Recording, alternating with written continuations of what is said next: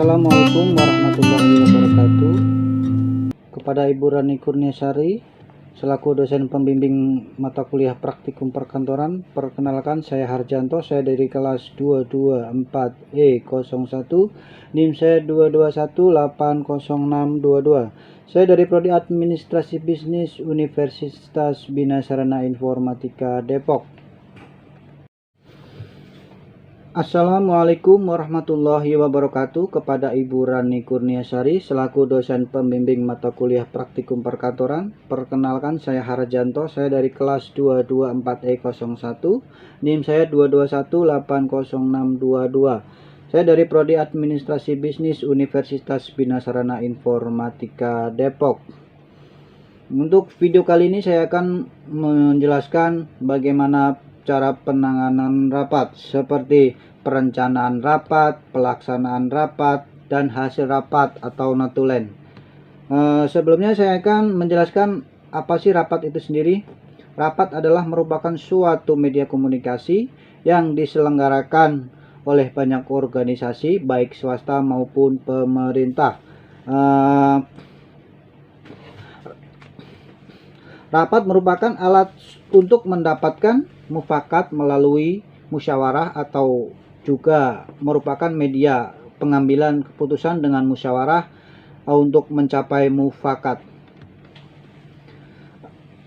Ada beberapa macam rapat, yaitu untuk yang pertama adalah rapat formal. Apa sih rapat formal itu? Rapat formal adalah pertemuan yang diselenggarakan setelah peserta rapat mendapat pemberitahuan sebelumnya melalui undangan. Yang kedua adalah rapat informal, adalah pertemuan yang diselenggarakan setelah peserta rapat mendapat panggilan atau pemberitahuan secara langsung. Rapat dilaksanakan untuk mendiskusikan suatu hal yang mendadak. Di sini akan saya menjelaskan hal-hal yang perlu diperhatikan dalam rapat, yaitu melihat tujuan rapat itu sendiri. Perhatikan tujuan atau agenda penyelenggaraan suatu rapat. Misalkan rapat untuk pengambilan keputusan, memecahkan masalah, dan mengumpulkan informasi.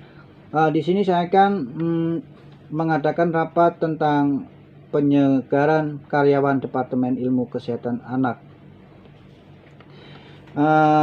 Yang kedua adalah mempersiapkan rapat. Persiapkan konsep surat undangan dengan baik. Misalkan kita harus tahu dulu berapa peserta rapat yang akan diundang, baru kita akan membuat surat undangannya. Periksa, pertimbangkan daftar orang yang harus diundang dalam rapat. Mempersiapkan ruangan salah satu dari sekian banyak hal yang harus dilakukan dalam rapat adalah mempersiapkan ruangan di mana rapat akan diselenggarakan. Kita harus sebelum menyiapkan ruangan, kita harus melihat berapa pesertanya dulu, baru kita akan mencari tempat ruangan yang signifikan atau memadai untuk mengadakan suatu rapat itu sendiri. Yang selanjutnya adalah membuat daftar acara.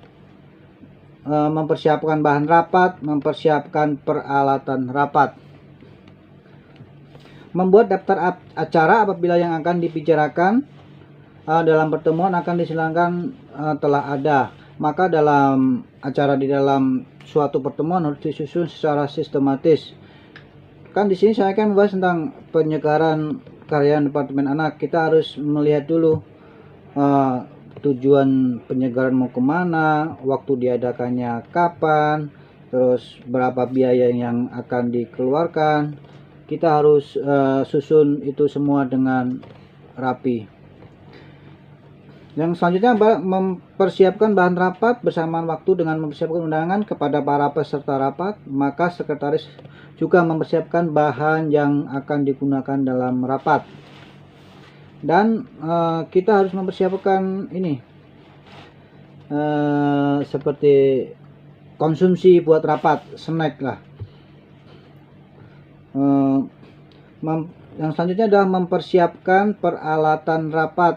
Dalam penyelenggaraan pertemuan biasanya dibutuhkan alat-alat yang diperlukan untuk tulis menulis, dan kita harus juga membutuhkan seperti laptop, proyektor atau LCD buat mempresentasikan bahan-bahan rapat yang telah kita sediakan sebelumnya.